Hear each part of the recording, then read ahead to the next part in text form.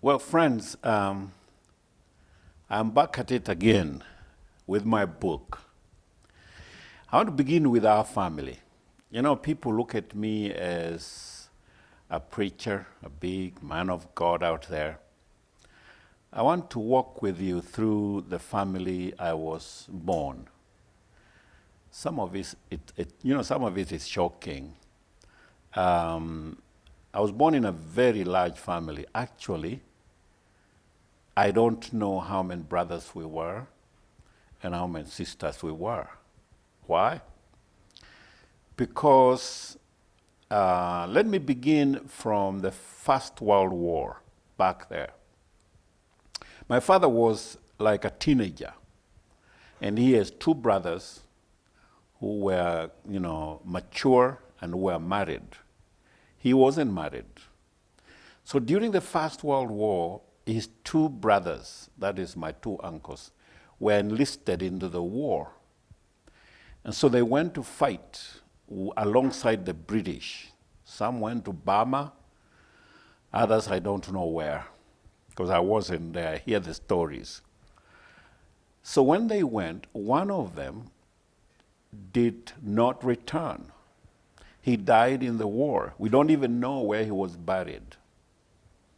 The other brother, my uncle, came home sickly and did not survive long. He died. They both left young wives. My father, being a teenager, during then, by the time the war was over, he was grown up. And so these two women were left with my dad. And according to tradition, he assumed responsibility, and they started bearing children with these two women. And they had quite a number of children with them. But one day, these two wives, who are my stepmothers, decided that my father needed his own darling. And they went out there and found a very nice girl. And they abducted that girl. It's a long story. You should hear it in another session. They abducted that girl and brought her home. And as it was then, once you are brought into a certain home and you slept overnight, the following day you could not go back home. That's what happened with my mother, Tabitha. She woke up to find herself married to my dad, Timona. And you see, she was a young woman, so my father had the other wives who had big, the guys, or my stepbrothers and my stepsisters were really grown up. They could have been my parents themselves. Because when I was born, they already had wives and had children. So I looked up to grown-up people who were my stepbrothers. So going back to my mother and my father, they had 9 children. We were, 4 boys, 5 boys and 4 girls. We were 9, and I was in the middle, right in the middle. There were 4 ahead, and there were 4 before me. But what I've said in this book, in chapter 1 of my book, listen to this. I went to school when I was 15 years of age. Did you hear that? 15. I was a teenager. That is when I went to class 1, or what they call standard 1 or elementary 1 in America. 15 years of age. But go back to how I was born. During then, there were no hospitals nearby. This was in the 40s, 1940s. There were no hospitals by. So when my mother was pregnant with Henry, she went through a very tough time. There was famine, and I'll tell you that a little bit. There was always famine in the land. Why? I don't know. Probably that is what Naomi may have faced in Israel famine and going away, people faced a very tough time of no food. And so my mother, pregnant and no food, she went through a very tough time. Actually, I was told that they would tie a stone, a flat stone, on their belly and tie it so that it presses down the stomach so that you will not go hungry. I have never tried that, and I don't want to try. But that must have been tough. So here comes a moment for Henry to be born. I'm told I was born under a banana tree. That was the nursing home. That was the hospital. That was the ward where I was born, under a banana tree. Did you hear that? That's why I like bananas. But I'm also told because of the famine, there was no food. Mother had not had food for long. And so she didn't have milk on her breast. And I cried a lot, I'm told. So one of the stepmothers had fermented porridge that she brought. And guess what? That is what I was fed with. The first thing through my mouth, fermented porridge. Can you imagine a baby born within hours and being fed with fermented porridge? So when I see these kids being carried around looking for food, like in Turkana, I remember what they tell me I went through, as a young one. So I grew up, sometimes we had plenty, sometimes we had nothing. But I can remember most of the times having nothing to eat. And we had to go out and look for berries, look for things. One time I remember we went through the river looking for, when it rained and the water came down, it carried vegetables like cabbages or even skuma. So we would go collecting. We'll bring that home. Growing up as a boy, Christmas was a big day for everybody. That's the day we expected to eat rice and chapati, the Indian chapati. But there are Christmases where there was simply nothing. As a teenager, one time, I remember running in the world there with my dog and tried to hunt. And guess what we got? I was lucky on that Christmas. I got a squirrel. We killed a squirrel with my dog. I skinned it and brought it home. That is what we had for Christmas. And that was a great Christmas, having some soup and having some meat of a squirrel. That little thing you see on the road, standing up and looking up, that was our Christmas celebration that time. We boiled mangoes, unripe mangoes. We boiled mangoes. I remember us boiling papayas that were not ripe. The cassava, I still like cassava, but the experiences with cassava, I don't know whether to say let's not go there, but let me tell you this about the cassava. We would go out there and as we were cultivating, we would get some roots, some cassava, and we will eat them raw. But we'll also harvest some and bring them home, and then mother will boil that. Now, if you mix unboiled cassava in your stomach, and you boil cassava and you eat it, they kind of fight in your stomach.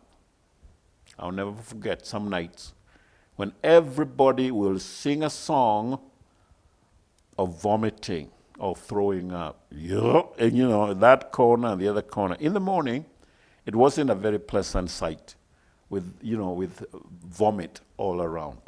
That is the kind of life that I had out there. With the many children my mother had, whenever we would have food, they would put it on one container or one big plate or bowl, or what we call nzele, the Kamba language. And we would, all of us, eat from there. Now, some of us were not aggressive. And sometimes I wonder, how did Henry become so aggressive in ministry and pioneer and all that? I was a layback. When I saw them, going into everybody and trying to feed themselves very quickly, I would just sit back, kind of pick once and stay. And so my mother, I had a problem. My mother loved me for some reason. And she saw that I was not that aggressive. She would sometimes keep something on the side for me, afterwards. I feared that my siblings would have issues with me, later on. But that was the kind of life. Where I was born, chapter 1, it's called Chengo Chode, the village of emptiness. Come along with me and let me tell you, that was an empty village. Why was it empty? I mean, there weren't many children that made it through to high school in that village. There was a lot of drinking. There was a lot of, we call buza, or the local brew. They would brew. In fact, one of my stepbrothers had he would brew. He would brew. And so a lot of people were drunk. I saw drunkenness in the village. I saw emptiness in the village. That is the kind of place I grew up. And as a teenager, we engaged in things like fighting. That was a sport. We would go there, fight each other and see who wins.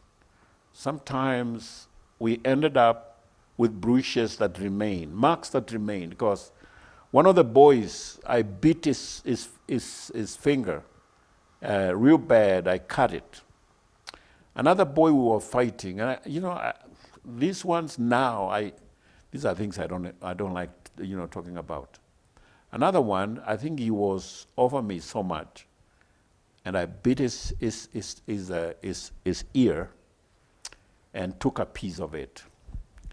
And that wasn't nice. I was not a believer then, and I'm sure the Lord forgave me, and that guy must have forgiven me. That was boy growing up. But let me tell you a story about the boys now in the village. The boys in the village, as they grew up, they were engaged in different things. Shepherding, keeping, the few cows and goats. And I was one of those. I kept the few goats of my father and my mother. I kept a few goats.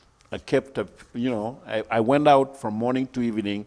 These 15 years, that's what I was doing. I went out and, brought them home in the evening. One of the days, in chapter 1, I lost one of the goats. I counted, and goat such was not in the flock. So I turned back and went to look for it before darkness. And I looked for it and I couldn't find it until it was very late. I came back home. Early in the morning, I woke up very early in the morning, and I went to look for my goat. It was very sad. What I found was very sad. I found the goat had been eaten by a wild animal, and there were just the remains. I was very, very sad. I didn't know that God, in years later, was preparing me to be a shepherd of his people. There are things like these that you can add them up in life growing up, and you can tell, yes, God was leading to this. That one would tell me. Another time, I was watching over the cows, and all of a sudden the cows fell, they start rolling and mourning, and it was funny. And I wondered what has happened with my cows. And after probably some minutes, probably 20, 30 minutes, I don't know how long now, they would wake up and start feeding. When I would go home and begin telling the story to my mother, there was a lot of darkness in the home, by the way. And I'll get to that later on. There was darkness. They talked of ghosts. invading animals, especially the cows. And my mother would say, oh, you had a visitation. They had come. And I was curious, what are these? Only later on to grow up and to find out that they believed these were evil spirits that would get into my animals and they would just cause havoc. And after a while, they leave. They had many other stories that are actually not in this book about spirits and ghosts in the area. I was born in a clan the Kambas would call Aombe. You know, the Kambas have these clans. We had several of them, Aombe, Atangwa, and the like. I was born in that particular one called Aombe. And Aombe, the Kambas make fun of us, or they make fun of the Aombe. They say the Aombe, when they saw the white people coming, they saw them wearing the trousers or the pants, and they made one out of a tree called kiboti. You know, they can make a beehive out of a tree, a trunk, but also they started making trousers. The problem with the trouser, that has two branches. They would cut it. The two branches were the ones that you would, the legs would go through. The problem with that was, after making it, it was very hard to walk. You couldn't walk in that wood, So they make jokes that we were the first ones to make trousers because of what the Wazungus or the foreigners were wearing. Another thing they say, we planted sugar. We saw sugar. The white people came with sugar, and man, this thing was tasting good. We, the Aombe people, we went and planted sugar in water. The problem with that, it never germinated. So at least we were very innovative. Come on now. We were we had a spirit of entrepreneurship, if you like, inventing. And there are many other things that they say we invented. There's a clan they call, I forget now, but there's a clan they say they liked meat. Atangwa. Atangwa liked meat a lot. In our family, one of my younger brothers, Muteti, liked meat. At first, growing up, meat would affect him. He would swell all over. Later on, things changed. Muteti started liking meat. Let me tell you, Muteti would eat meat. He is now gone. He died some years ago, my younger brother. But I'll never forget, I had put him in the farm and we were growing pigs. And they were not supposed to dispose a pig if it died, or even a chicken, before I inspected it or before I saw it. So this pig had died a day before, and they kept it for me to go and see it. So when I went there, I went and inspected the pig to see if somebody had hit it with some object for it, why did it die? Guess what? After I finished inspecting and left, my brother went there and told the others, guys, this is meat. It was dead and it was swollen 2 days. My brother told them, no, you're not throwing this. They said, no, you can't eat this. They said, you wait and see. So they slaughtered the pig, and everybody stayed apart, waiting for my brother to eat first and give him several hours. If he doesn't collapse dead, then they can start eating the meat. Guess what? He was not stopping. He was just eating.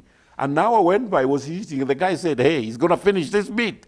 Let's jump in. They all jumped in. And I tell you what, they tore that pig, and there was no meat anymore. He liked meat.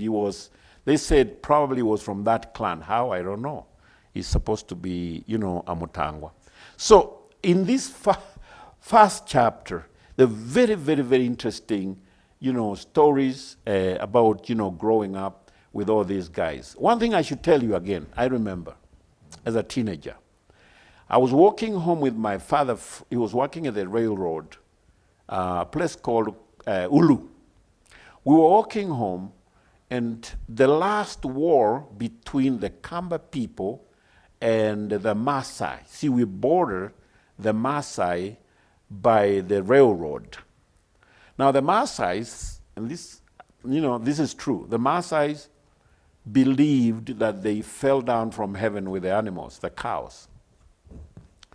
And if they came to your place and found you having kept cows, they would tell you someday they'll come for their cows.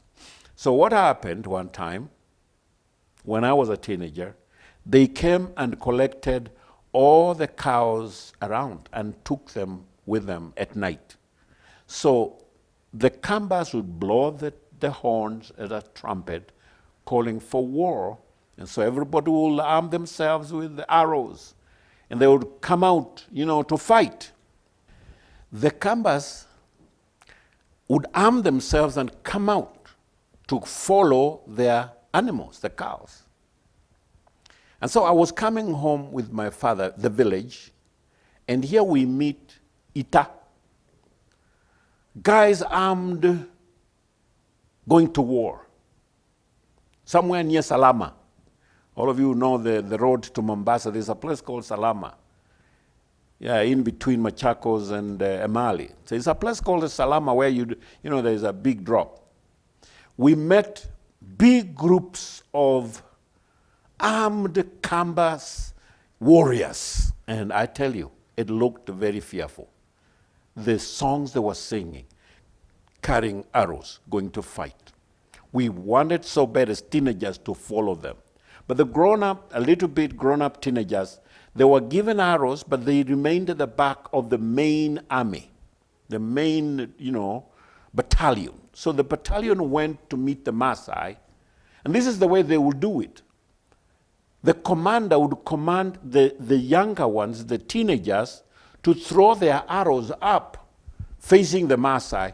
So when the arrows are coming down on the Maasai with his we